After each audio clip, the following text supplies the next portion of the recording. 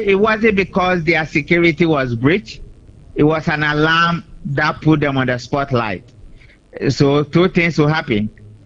Communication between the movers of a particular item to and fro, and receivers of a particular item to and fro, and the system of moving it in such a way that their safety and security will not be breached. But in this particular case, it wasn't because they were robbed, it wasn't because they were attacked and the good or the items or the material was taken away or stripped away. It was an alarmist who raised an alarm, and people want to be sure whether somebody is doing the right thing or not. So it is normal with the NDC NPP people who determines who wins, who loses, and the way of they do it is to seize government items and to ensure that government properties are not looted out. This is one of those activities. It wasn't on a pure exercises of somebody moving items from Bank of Ghana or precious mineral to the airport. They have done this assignment for a very long time, and I hope they will look at it again and see where the breaches came from. Before I let you go, I have another question to ask you. But again, what does this also suggest about the potential politicization of Ghana's gold resources? Oh, it has been politicized for many years. The good for oil transactions has been questioned because it is done in an opaque manner. People do not really understand it. People are asking questions. How many gold is being taken away? And you are dealing with NDC NPP, fraudulent activities all over the place, criminals in the name of politics. They have invaded everywhere. So the least opportunity, people want to raise alarm. But when it comes to politicization, they have politicized it over God knows how many years now. And this is the realities we face when partisanship has taken over reasoning and common sense do not prevail.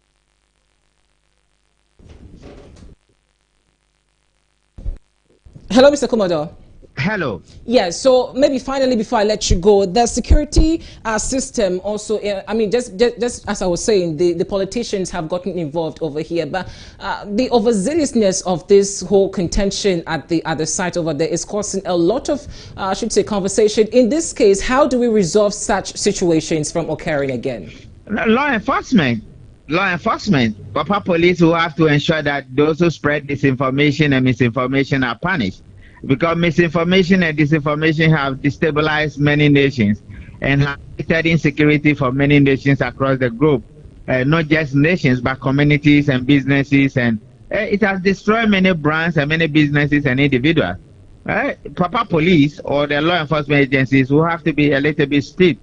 That if you give out a wrong information or you have become a disinformation actor who display high levels of inconsistencies and indiscretion and lack of circumspection, there should be some level of punitive action for you. Other than that, we are creating the premises where there are a lot of alarmists in the system, and if you don't embrace security alertness, whether as an individual or as a business, then you can face some level of challenges. We're much grateful for your time this afternoon. You're Richard. welcome. Absolutely.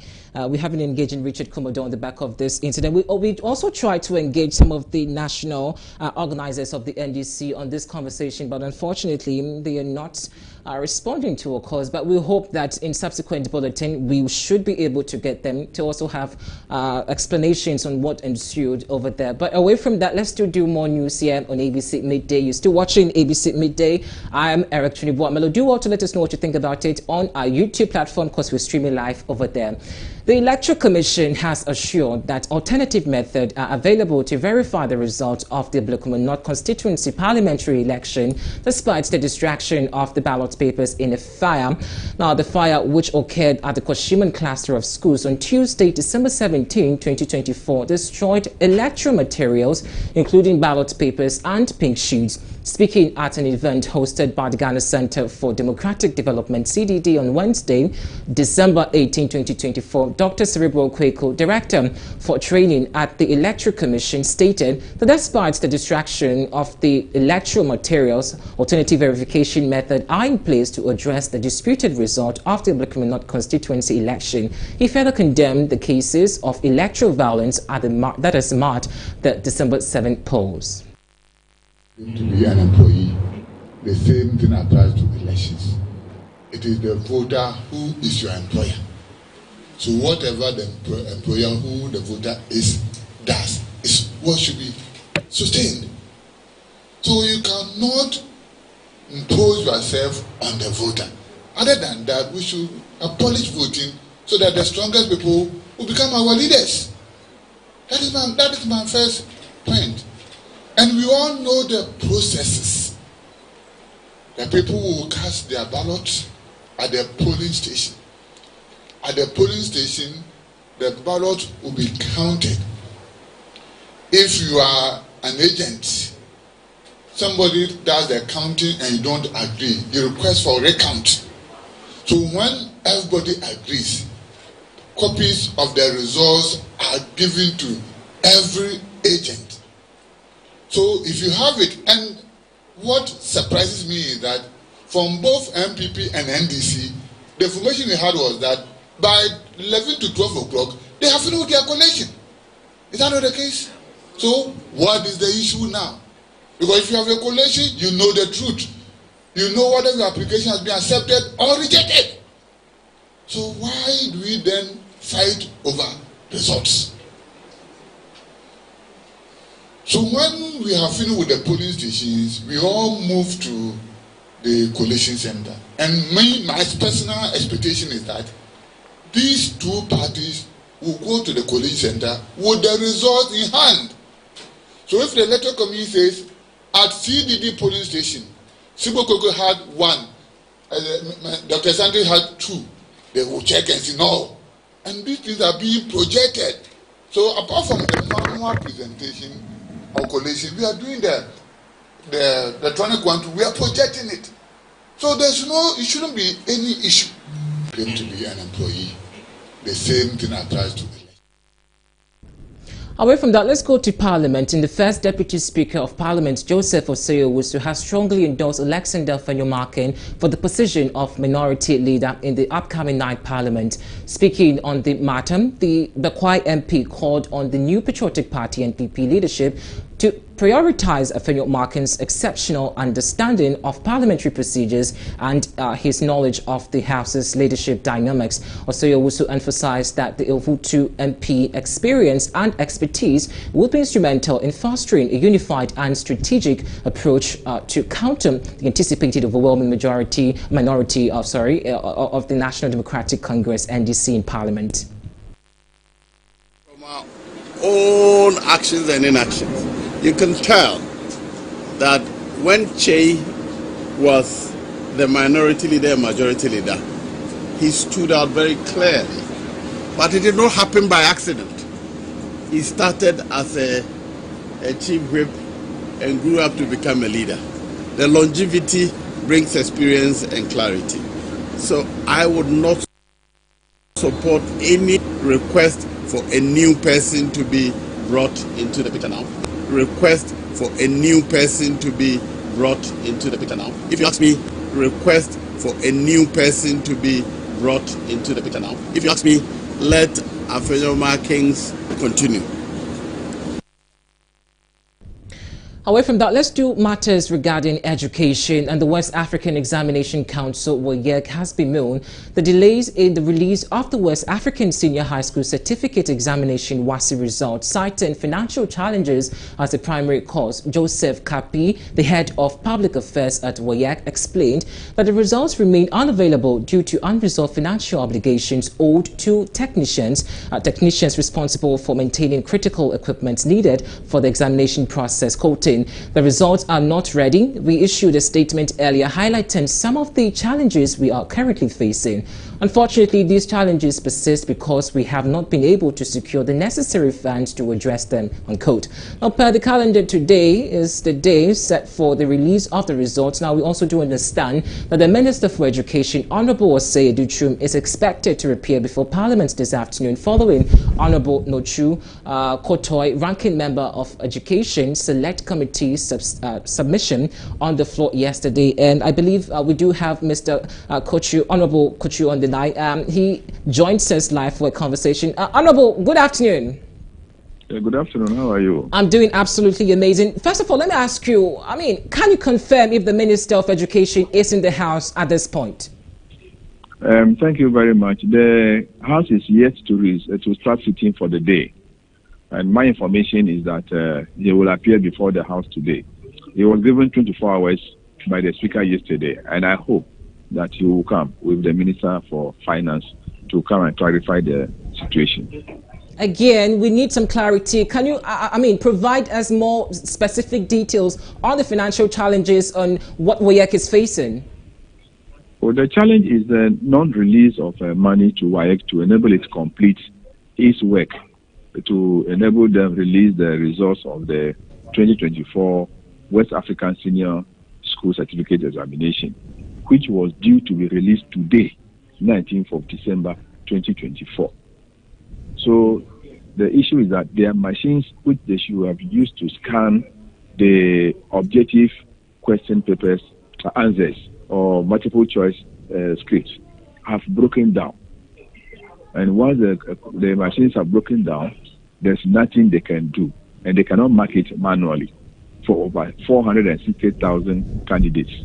So the issue is, if the machines are not repaired, and it costs money to repair, if that is not done, WAEC cannot release the results even before the end of the year. So they should pay up the 180 million Ghana cedis to WAEC to enable it work fast and release the results.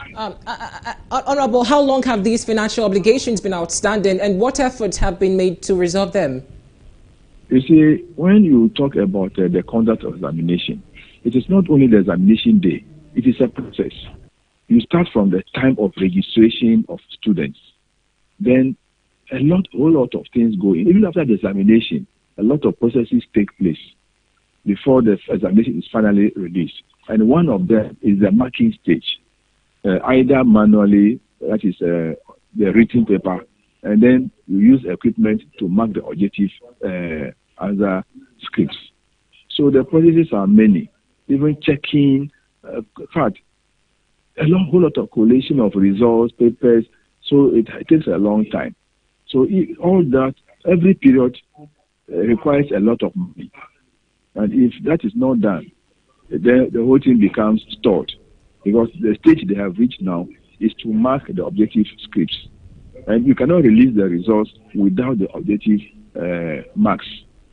That will not be fair. So the problem is there's no money for WAEC to work with. And if it takes government 3 months or 4 months to give WAEC money, that means our students who will pass to enter tertiary institutions next year in January cannot go, because the universities cannot readjust the academic calendar just because of government's inefficiency, government's inability to release money to WAEC. Honorable, you are a member, a ranking member on education on this matter, and just as this conversation has been brewing, what have Parliament, been doing with regards to this, conversation, because it looks not so good for the education system? This has become perennial. This year alone, I have spoken more than 5 times on this matter. WAEC is not a profit-making organization. So it lives on subscriptions and fees. So why don't you pay in time? You see, and every time we have to speak, the press will have to carry our voices across before the ministries of finance and education. They will release money. In other countries, all the WAEC offices have treasury, so every money is given to them at the beginning of the year. So they work with. Why can't we do the same thing in Ghana? Before 2021, WAEC was getting money direct from Ministry of Finance and Controller and Accountant General Department.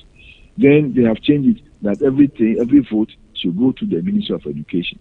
The money gets there, they use it for other things, and they forget about WAEC. That is what we have been fighting against for some time now. We know that the Minister of Education is expected to appear before Parliament today, but we just want to know what, perhaps method are in place or measures are in place for this approach. Because as it stands now, results have been withheld, and students are also waiting for their results. Yes, so we'll wait for the minister to come and say what exactly or what plans he and the Minister for Finance have because without them, there's nothing we can say now. So let them come and give us their version of the story, how soon they are going to release money to WAEC, and then we'll ask other relevant questions that will emanate from their response to my statement of yesterday. Honorable, thank you so much for having a conversation with us. We do appreciate it. Thank you too. We have been speaking with Honorable Notru Kotor. He is the ranking member on Education and Select Committee. Well, we will be focusing more on this matter because the minister is expected to appear before Parliament this afternoon. So we will be crossing over maybe shortly. But away from that, let's do more news. And the Vice Chancellor of the University of Media Arts and Communication, Professor Eric Opoku-Mensah, has underscored the importance of women empowerment in media education at the third congregation of the university. In delivery of his speech to the congregants, he newly invested Vice Chancellor says the school has over the years prompted and promoted gender parity in women empowerment through its enrollment strategies. According to him, the school has enrolled more women than men, underscoring the attention to women in the media. The Vice Chancellor of the University of Media, Art and Communication, UNIMAC, addressing over 1,200 graduates, highlighted UNIMAC's contribution in increasing the representation of women in the media, art and communication field. 7 out of our graduating class.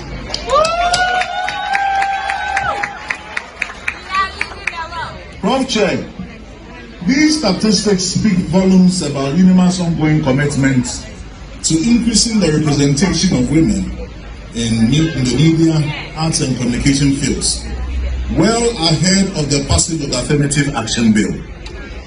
We are proud to empower women and provide them with the tools they need to thrive in these crucial sectors. The Deputy Education Minister, John Ntim-Fordjour, also addressing the graduates, stated that in few years to come, UNIMAC will be the preferred institution for higher education, research, teaching and learning, particularly in the media, arts and communication. In the next few years, UNIMAC is going to be the preferred destination for higher education, for research, teaching and learning, particularly in your niche areas of media, arts and communication.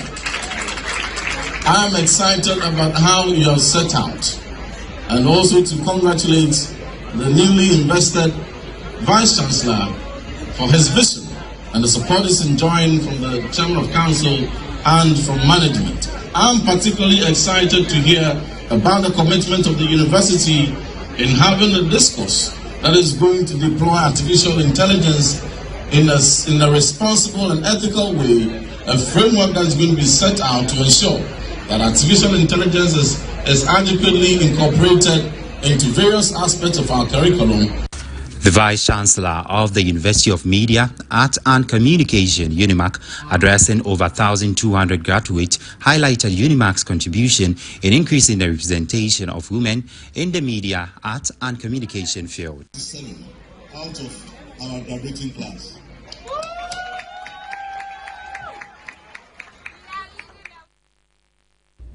Well, still in matters of education, Senior Communications Officer of Movement for Change, Solomon Owusu, has expressed his concern over the anti-corruption preparatory team formed by the president-elect, stating that this is the first time such a thing has happened. Speaking on ABC in the morning, Mr. Owusu stated that until he sees positive development, he will not hesitate to think otherwise. According to him, he mentioned that Ghanaians should manage their expectations in the new formed anti-corruption about all lands and stolen taxes. Many a times, the politicians, and by extension, the people in the helm of affairs are themselves involved in corruption. And so nothing gets done. I have seen the names. It's just a list. As to whether or not they will be able to perform is another matter altogether. Mind you, this is not the first time the country Ghana is doing something of this sort. Under the PNDC, and there was an asset recovery declaration committee, an asset recovery committee. It ended up that members that were on that board or on that committee enraged themselves. So unless and until we begin to see outcomes positive enough to the extent that assets of the state that were looted are being recovered, I will not be overconfident and I will not be over-zealous about what the president has done. It is time I will tell whether or not the president was right. From where I sit and my understanding of what the president has done is to put up a team that will just solicit for information. As it is, they don't have any legal backing in terms of prosecutorial powers. Our constitution is so clear that all prosecutions, be it civil or criminal, are done. Well, still in matters of corruption, again, Mr. Owusu indicated that lifestyle auditing is the easiest way to unravel more truth in corruption, adding that the country is poor because the country's assets have been stolen. One of the areas that I would suggest to them is to be doing what you call lifestyle audit. It's the easiest way of even getting to know all those that have looted the state. As you are sitting down there interviewing me, everybody knows that probably, for purposes of this discussion, you are using Toyota Corolla, or you didn't have a car. Tomorrow you are made, or you are given a position in government. Within a month or a year, we see you having a property at East Lagos. There must be questions about that. Someone has to be questioned on that. How you acquire the work to put up the building must be a question that that person must answer. And this is very common in advanced countries, and that is why they develop unexplained work. All of a sudden, someone that didn't have it has it. Yet, if you use genuine ways or means of acquiring it, so be it. It's very good. I am not saying that people must not acquire work. I love work. But you must acquire work the right way, not at the expense of looting the porter's fare. Meanwhile, government spokesperson on governance and security, Pagvuri Boache Dankwam, has also expressed his displeasure, stating that the anti-corruption preparatory group formed is a gossip group, questioning the participation of investigative journalist Raymond Archer. I have raised concerns about the letter that has been written. I wouldn't have had any problem whatsoever if the letter was written on the letterhead of the NDC. Number one. Number two, it appears that the group that has been set up is almost like a gossip group, that we are somewhere, come and gossip to us so that we can gather information and then send it out. It's not too far away from our government transitioning out, about a little about 2.5 weeks. The incoming president already has state institutions like YOCO, Office of the Special Prosecutor, and all of that, CID, that can be able to investigate these issues and bring it to your bed. This is almost setting up a parallel institution which has no constitutional mandate, which has no prosecutorial powers. And I raised a concern as well with the investigative journalists they have made his name public. I mean, who is it that will stand there and wait for Raymond Archer to come and ask them questions and not know that he's been investigated? I thought that if you want to... However, for matters of corruption, let's settle on immigration. And Dr. Ernestina Koleki-Denchi, a prominent researcher, has indicated the reasons behind the increasing trend of migration from Ghana. According to her, this surge is fueled by a combination of economic, social and political factors that have made life abroad increasingly appealing to many Ghanaians, particularly the youth. She cautioned that while immigration may offer better opportunities, it also comes with a risk such as exploitation, certainly uncertainty, and difficulties in integrating into foreign societies. Dr. Denchi emphasized the need for greater attention to be paid to improving conditions within Ghana through targeted policies focused on job creation, education, and social development to help alleviate the pressure deriving migration. From one place to the other to seek better opportunities, and in our own languages, and I want to talk about, mention the proverb in tree that says that you baby ako baby so kudos one. I mean, if you have the whole world to yourself, available to you, why would you stay in one place and perish, for whether it's economic or social or anything. So moving from one place to the other to seek for better opportunities socially, economically, it's not new and it's not bad. So it's just the increasing, the more the world opens up, the more an economy develops, because we have moved from a low-income country to a low-middle-income country. So you'd think that once our situation or our economy gets better, or Ghana gets better, the desire to move out will decrease. But according to the Afrobarometer report, that is not happening, and that is what caused. Well, Neo Kai, a Ghanaian migrant, shared his reasons for leaving Ghana during an interview earlier with us here on ABC in the Morning.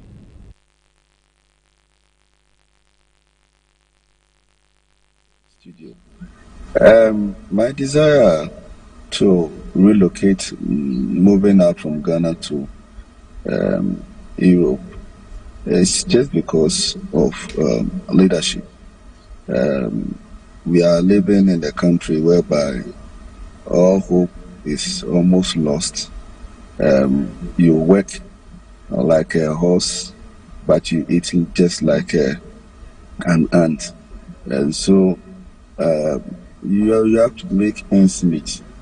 And by that, we decided to move out from the country and go and live in the bigger economy nation, so that we can feed our family, feed our extended and nuclear families all together. And so that was the reason why I myself decided to move out from the country, because I have tried severally. You work almost 8-9 hours, and what you earn is a peanut. Money that cannot afford a land, you cannot use that money to buy land. Put up your own house and cater for your family, marry your children, your nephews and nieces and other stuff, and just a few number of people enjoy the bigger peak of the nation, whilst the masses are suffering.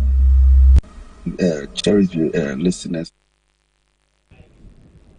Well, a very worrying trend over there. But away from that, we're back with some more news. Business also is up next Tuesday.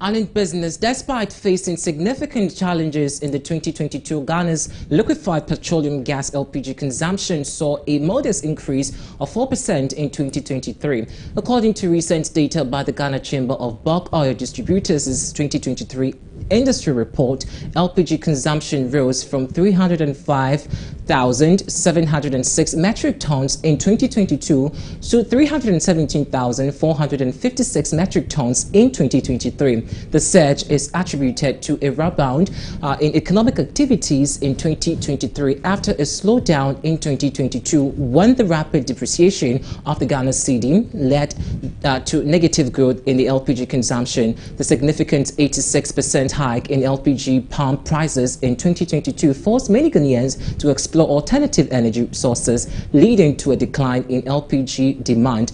In the report, the Ghana Chamber of Bulk Oil Distributors explained that LPG consumption declined significantly in 2022 due to the cedi depreciation in 2022.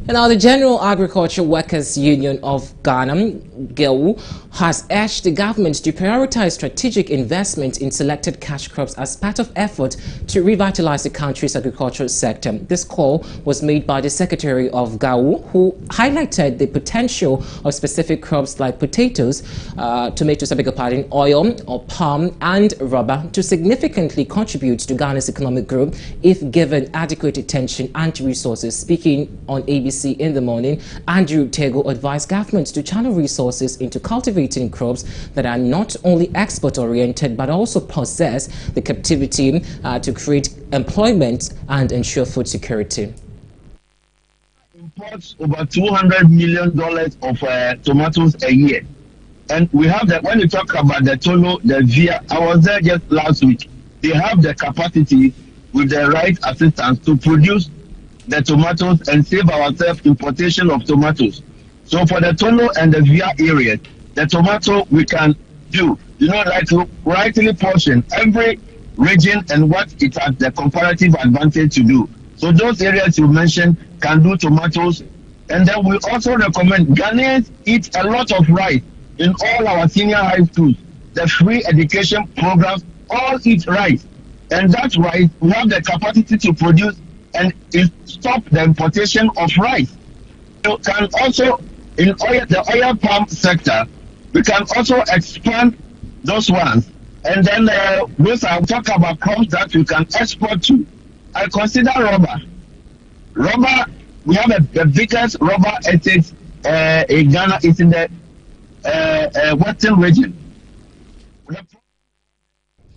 Well, still on this matter, the General Secretary of Gewu, Andrew Tego, has also expressed optimism about the proposed implementation of a 24-hour economy in the country, describing it as a transformative step that could significantly benefit farmers and other stakeholders in the agricultural value chain. He noted that despite the challenges in the sector, that successful implementation of the policy will present also a new opportunity for farmers to diversify their market reach and improve income levels. All year round farming means that the farmer is supported. He can do major seasons, he can do minor seasons. When the soil is fertile, he can, as soon as you grow, you use agricultural techniques and practices to reclaim the land, to re-nourish the land, and you can plant again. You can do crop rotation, you can do all sorts of things. So the opportunity is there. What is lacking is irrigation. But I think we have the gun. Wait for.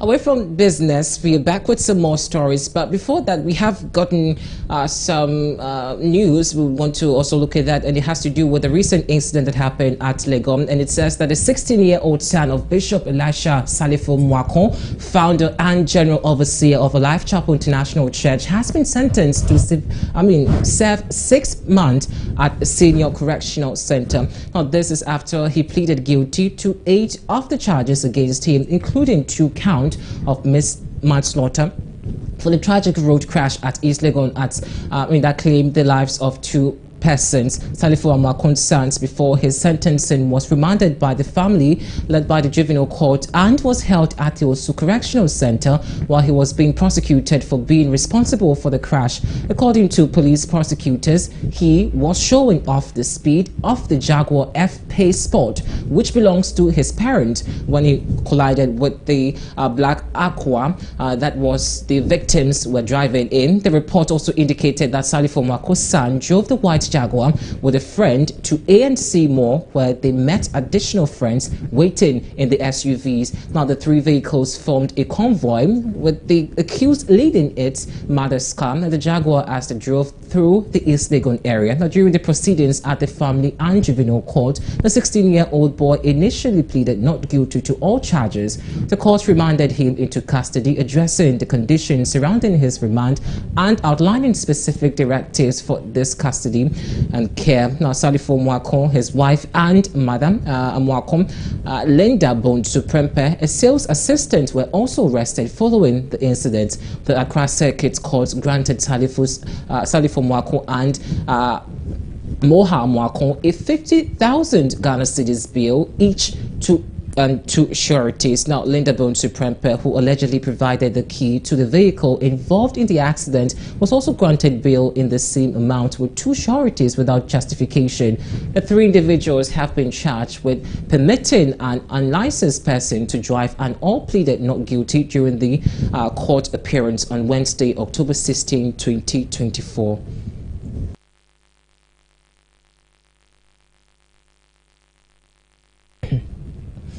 Meanwhile, the family of the deceased has conveyed mixed emotions in response to the sentencing of Bishop Salifo Mwakun's son to 6 months at the Senior Correction Center.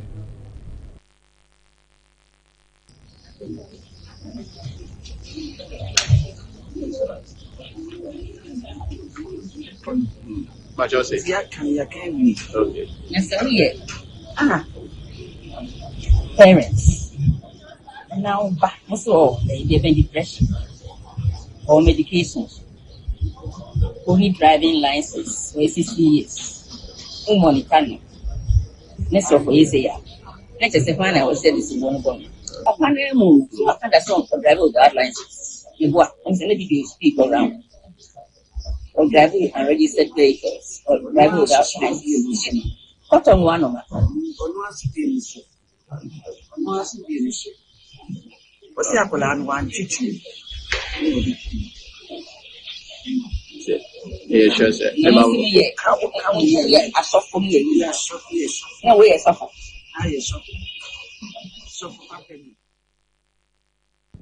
Well, we'll have a conversation in the back of this to also understand the legality of this, and maybe in subsequent broadcasts, especially also this evening on Prime News. Be reminded that we will have a conversation on the back of this. But we're back with some sports news. Don't go anywhere.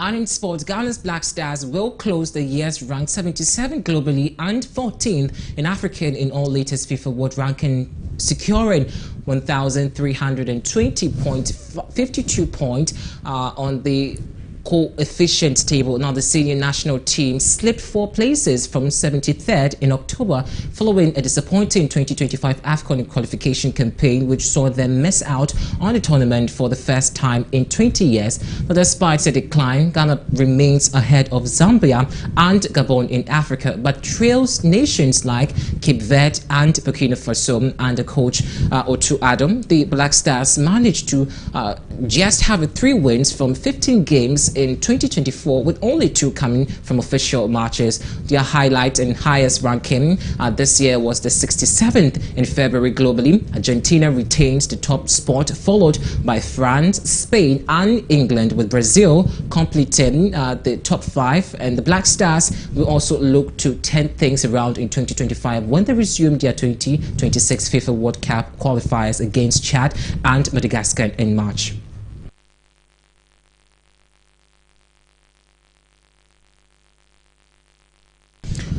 We're back with international updates Tuesday.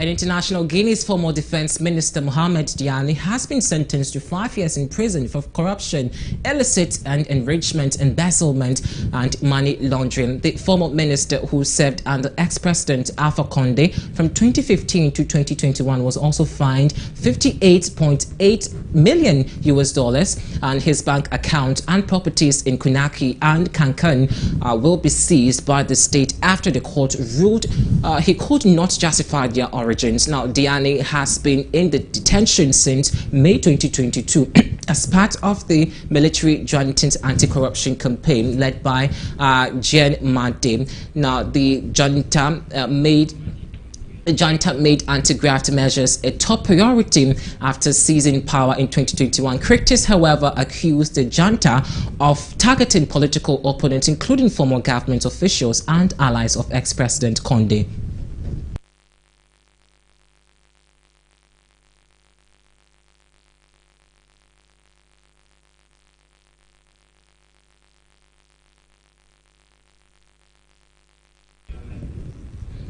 Let's wrap up with some entertainment updates.